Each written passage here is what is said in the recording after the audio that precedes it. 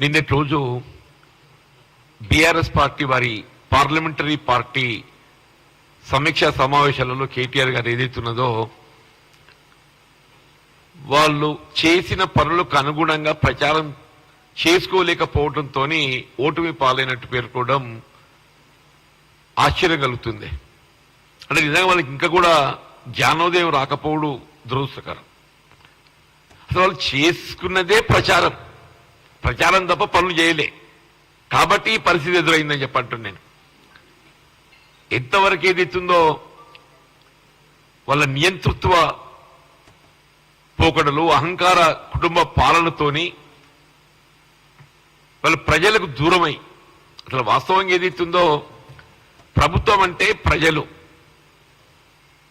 ప్రభుత్వ సంబంధాలు కొనసాగినప్పుడు మాత్రమే మనం ఆశించిన ఫలితాలు పొందుతాం.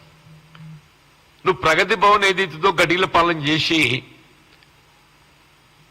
అసలు పాలన అనేదే లేకుండా మాకు ప్రచారం లేకుండా ఓడిపోయినాం. నువ్వు అమలు చేసింది ఏంటి అనేది నీకు ప్రచారం జరగలేదు.